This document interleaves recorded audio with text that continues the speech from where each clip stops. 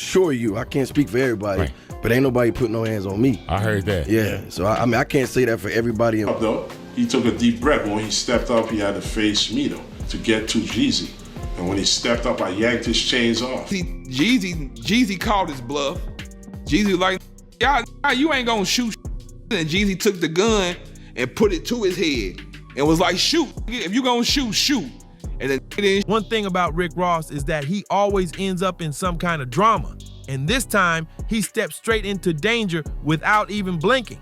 Just one bar from one of his tracks had him clashing with one of the most feared crews in the streets. And before he knew it, he was beefing with young Jeezy too. In my words, I just feel like a lot of these cats are actors, rappers, and I'm Jeezy, you know what I'm saying? They can never be me. Once their camps crossed paths, it didn't stay friendly or stay on a beat. Things jumped off quick, and the whole situation turned way more wild than anyone expected. This wasn't just music anymore. Let's break down how it all went down. The tension between Rick Ross and young Jeezy really started cooking in the summer of 2010, all because of one record, Ross's smash hit BMF, Blowing Money Fast. This track was everywhere, blasting out of cars, clubs, and radios with Ross shouting, "I think I'm Big Meech, Larry Hoover," like he was really living that life. Look, you know what you did first time we gave you a pass on the Larry Hoover Big Meech song. Now, you don't really disrespected the organization by putting your face on. You gonna put your star on your face in this star right here. You see that right there? It ain't nothing but 3 people that rock this star: the Jews, GD, Illuminati. GD, folk! GD, folk! The song was inspired by the legendary Black Mafia family, and Ross made it sound larger than life in his music, but there was one serious problem hiding under all that hype. Young Jeezy actually had real connections to BMF, and even though he was never officially part of the crew, he really knew Big Meech and moved around people who lived that world for real.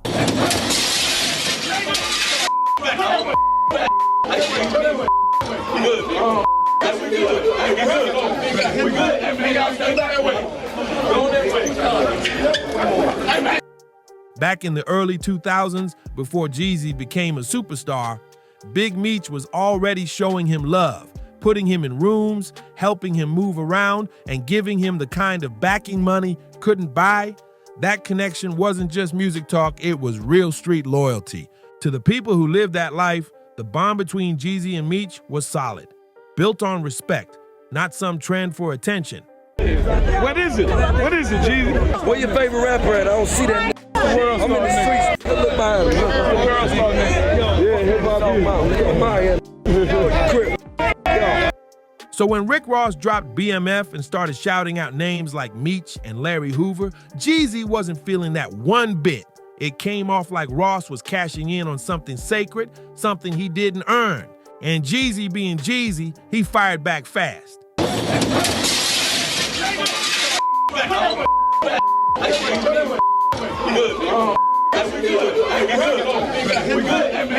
Felt like, he spoke, I spoke, and that was basically it.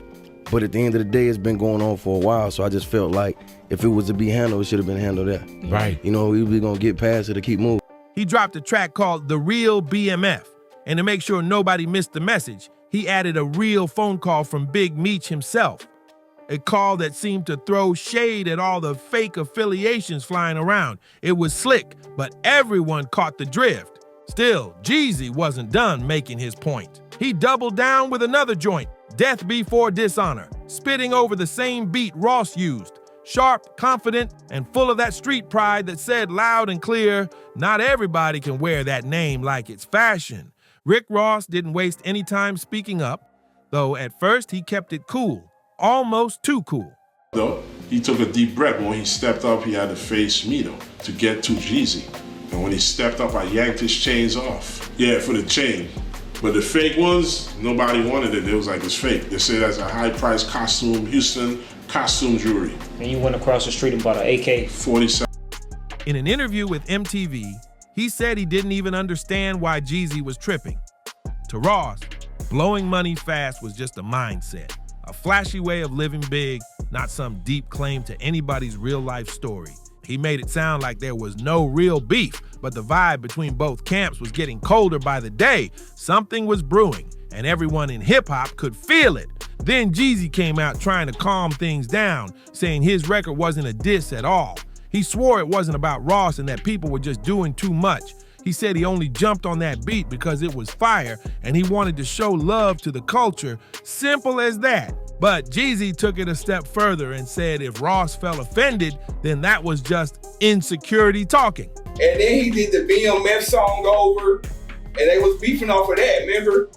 Yeah. And then Jeezy did the BMF song. That line alone turned up the tension even more, because after that, Ross snapped back with a diss track of his own called The Suma's Mine, and this time, there was no chill left. On that record, Ross aimed straight for Jeezy's neck, rapping like he had a point to prove. That record made it official. No more pretending. This was war now. The tension had finally exploded into a real deal beef between Rick Ross and Young Jeezy. 2 years after trading lyrical shots, everything came crashing down for real, and it had nothing to do with the music this time. If you and your homeboys just walking through the mall, and it's 3 of y'all, and then 15 guys come and say, we finna beat y'all, and the that run, that was Jeezy. He was the that ran. So he abandoned the name when he got hot? I mean, look, what's understood don't even got to be talked about. Understood. Everybody know, man. It ain't no secret. I refuse to be a part of this WWF, propaganda and BS to sell records. You know what I mean? If that's who you want to be, you want to be a tough guy, you be that. I'm a boss. You know what I'm saying? I'm a G. But I assure you, I can't speak for everybody, but ain't nobody putting no hands on me. October 2012, BET Hip Hop Awards, Atlanta, that's when it all went left. The beef jumped off backstage, and what went down that night had the whole hip-hop world talking nonstop. Reports say it kicked off inside the Atlanta Civic Center. Right in the middle of the show, both camps rolled deep, and what started as a loud back and forth turned into shoves, chaos, and full-on madness. Security ran in, trying to pull people apart as the scene went from words to wild in seconds. You could feel the energy shift. It was dangerous. And it didn't stop there. The fight spilled into the parking lot where entourages kept the heat going. Police had to rush in around 7:30 p.m. to calm the madness, shutting down parts of the venue before things got even uglier. Social media went crazy that night. Funkmaster Flex even tweeted that shots had been fired and someone got arrested, setting timelines on fire. But later, Atlanta police confirmed there were no gunshots, no serious injuries, and no arrests, just pure chaos and bruised egos. Still, it was one of the wildest moments in BET Awards history, all happening while a tribute to the late Chris Lighty was playing on stage. Today, it's bigger than Rick Ross and it's bigger than Young Jeezy, you know what I mean? It's a culture that we represent, and at the end of the day, we never had stepped on each other's toes.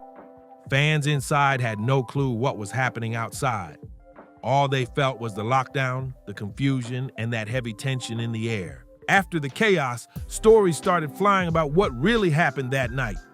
One of Jeezy's bodyguards, a dude named Dredd, claimed he snatched Ross's chains right off his neck during the scuffle. And when he got them tested, they were fake. He even said he sold them and used the cash to buy an AK-47. Wild. Though, he took a deep breath. When he stepped up, he had to face me, to get to Jeezy. And when he stepped up, I yanked his chains off. Yeah, for the chain. But the fake ones, nobody wanted it. It was like, it's fake. They said that's a high-priced costume, Houston costume jewelry. And you went across the street and bought an AK-47. But Jeezy didn't seem to care much when he later talked about it on Power 106 with Big Boy. He said the award show was great and that he and Ross just crossed paths for the first time ever. Nothing major. According to Jeezy, they talked, kept it cool, and nobody got touched. He made it clear he wasn't into fake beefs for clout, calling out rappers for acting like they're in the WWF instead of keeping it real. Jeezy said Ross could keep playing the tough guy if he wanted. He wasn't joining that show. By 2014, the tension finally cooled off, thanks to some behind-the-scenes peace talks from T.Y. and DJ Khaled. T.I. reportedly pulled Jeezy aside for a real heart-to-heart, telling him straight up that nothing serious ever went down. People putting out narratives as if I owed them. I don't owe them anything. Right. You know what I'm saying? I've never done business, that type of business with them to owe them anything. Mm-hmm. I don't really know T. I knew of T. Right. Because when I was kicking it with Meech, him and T were like beefing. No blood, no loss, just egos getting loud. He reminded him that pride can turn a spark into a fire if you let it, and it wasn't worth it. Right around then, DJ Khaled jumped in too, playing Peacemaker. According to Jeezy, Khaled set up a private sit-down for both of them to talk face-to-face. No cameras, no crews, just real conversation. Jeezy even laughed later, saying he could barely remember what started the beef in the first place. That's how old it was. That moment finally killed one of hip-hop's longest feuds. Soon after, the unthinkable happened. Jeezy and Ross actually teamed up on a track. Their record, War Ready, dropped on Ross's Mastermind album in 2014, marking the official end of the drama. Ross later told HuffPost Live the whole thing was a lot of misconfusion, saying the collab wasn't just about peace, it was about doing something powerful for the culture.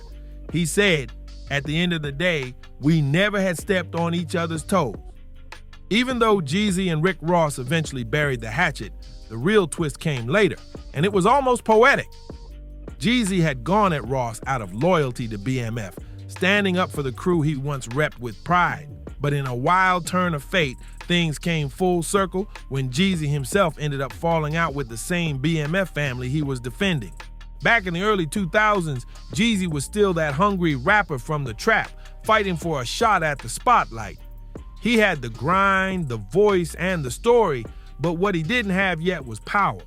Real reach in the game. That's when Big Meech stepped in. Meech saw the fire in him, that realness that couldn't be faked, and decided to push him forward with everything he had. With BMF backing him, Jeezy went from local legend to national name overnight. Meech wasn't just showing love, he was moving mountains for him. The Black Mafia family had heavy pull in both the streets and the industry, and they used it to make Jeezy unstoppable. They funded videos, got his songs spinning in every club, and made sure his face and name were everywhere. When Jeezy dropped Let's Get It, Thug Motivation 101, it hit like thunder. Every bar felt real. Every hook spoke for the hustlers who'd lived it. Tracks like Trap or Die and Go Crazy weren't just hits. They were blueprints for survival. Jeezy became the voice of ambition, struggle, and street pride all wrapped in one. And the timing, perfect. His come-up matched BMF's golden run, when the crew was living like kings and running the game from coast to coast. It felt like both Jeezy and BMF were untouchable, unstoppable, and destined to rule forever. The bond between Jeezy and Big Meech was way deeper than business. It was built on respect, loyalty, and real connection. Jeezy always spoke highly of Meech, calling him a man who looked out for his people and made sure everyone around him ate. Meech wasn't just a street boss, he was a legend, a figure so big that being in his circle felt like being part of a movement. One story that still gets talked about today is their wild trip to Cancun, straight out of a movie. Meech didn't roll deep, he rolled massive. He chartered a whole private jet and brought around 300 people with him, including Jeezy, for what became one of the craziest hip-hop vacations ever. It was pure luxury, champagne flooding the tables, pool parties until sunrise, villas filled with music, laughter, and non-stop celebration. Jeezy was right in the middle of it, living the high life with the crew that ran the streets and the clubs at the same time. And it wasn't just Jeezy who saw their power, the entire industry felt it. Even 50 Cent once talked about how heavy BMF's presence was back in 2003.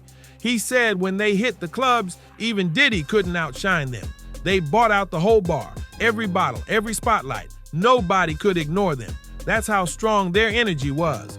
But 50, being sharp as ever, kept his distance. He respected what Meech had built, but knew that anything that bright eventually burns fast. He saw the flash, the fame, and the fire, and understood that empires like that don't last forever. Eventually, the feds started paying attention because what was happening behind the scenes at BMF was way bigger than music. Their empire wasn't built just on records and parties. It was powered by one of the biggest drug operations in the country, moving hundreds of kilos coast to coast.